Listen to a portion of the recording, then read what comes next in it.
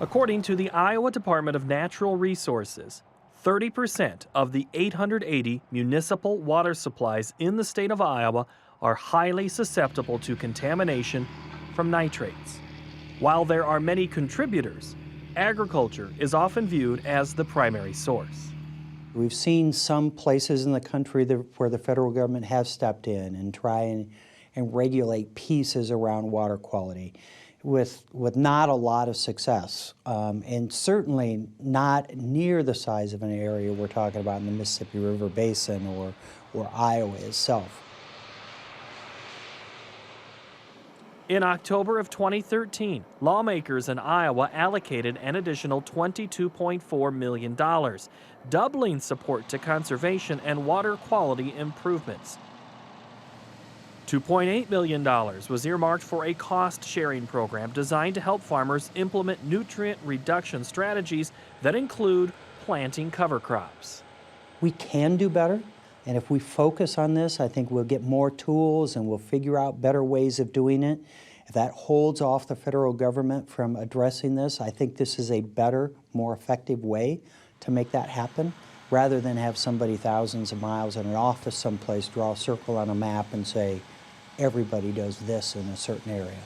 We need that flexibility. We need, I think, the ingenuity of producers. The Iowa Nutrient Reduction Strategy, the culmination of 2 years of work by the Iowa Department of Agriculture, the Iowa Department of Natural Resources, and Iowa State University, found that cover crops were the best single practice farmers could implement to reduce pollution from nitrates.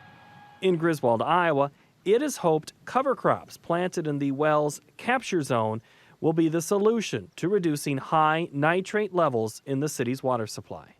We have family and friends that live in town, so we need to do what we can to protect the groundwater there also. And our wells come out of that too, so we need to protect what we drink also. Brent Bierbaum farms 2,500 acres of corn and soybeans near Griswold, Iowa. He planted ryegrass as a cover crop after the harvest, but his neighbor Kenny Cousins applied seed to standing corn. We flew rye on September 3rd, and we got some nice rains after that, and we've got some good germination on the seed, and I think it's probably 4 or 5 inches tall out there now. While there are risks and costs involved with aerial seeding, there are benefits. Aerial seeding makes it possible to plant large areas quickly. It also extends the growing season because it allows the cover crop to be planted prior to harvesting the cash crop. If we get some fall rains, the stuff takes right off. The rye is an amazing little kernel that it'll turn itself around and put a root down just so easily. And holding them nutrients available so they don't get away from the farmer should be a real plus for everybody involved. While Bierbaum and Cousins planted rye as a cover crop in Griswold, just down the road, Max Potter planted a combination of oats and turnips. The cover crop we got here is oats and turnips. We put it in where we chopped. This is really, I guess, the first year we've done that. And with all the interest in cover crops right now, we thought we would try it. Oats as a cover crop deters weed growth, while turnips, described by some as cow candy, prevents soil compaction. When we get the rest of the corn harvested, as you can see behind me, we only chopped about half of this little field. And when we get the rest of the crop out, then we'll pasture the cows in here too. So it serves as a dual purpose. It provides us with cow feed as well as, helping with erosion. And so the better we can take care of stuff and hold it here and hopefully not get it into the water system, the better off everybody is. So it's not just for us, but it's, the community and, the country, I guess you'd say. Cover crops aren't the only cost-effective solution municipalities are employing to keep agricultural runoff from entering water supplies. In Elliott, Iowa, with a population of only 350 people, a $300,000 to $1 million nitrate removal facility was out of the question. The solution decided upon did not involve planting cover crops, but instead to take cropland out of production.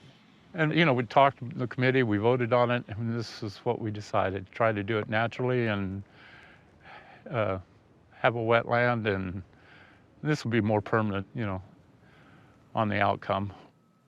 The city purchased 18 acres of marginal farmland and, along with 4 acres donated by the school district, was able to construct a 22-acre wetland. While the primary goal of the wetland will be to filter nitrates out of the town's water supply, it will also be a gathering place for the community. Walking trails have been constructed, and the wetland will be used by the school it borders as an outdoor classroom for environmental education. So neat. A project, I can't even tell you how amazing this is. The dragonfly? Uh-huh, that's a baby dragonfly. That's disgusting. No, it's very cool. With our new electronics world, children don't go outside anymore. They don't touch living things. And this is an outstanding way to incorporate core standard classroom curriculum and bring it out here outside where it's more hands-on. And you can see these kids have been working on that out here for probably an hour now, and they're still quite intrigued and enthused and curious as to what little things are in their tubs of water. While it is too early to assess a change in nitrate levels in Elliott, in Remsen, water monitoring tests have shown great results after the town of 1600 converted nearly 100 acres of cropland to native grasses. Becky Ortman is the Source Water Protection Coordinator for Iowa's Department of Natural Resources. We know that if you plant native grasses in an area that's highly susceptible to anything on the surface as far as nitrate application or manure or anything like that, we know that native grasses work. We can test them.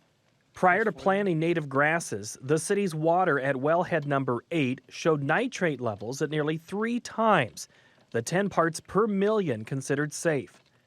3 years after seeding a 100-acre prairie, test results indicate nitrate levels have been reduced by 40% at wellhead 8 and 30% overall.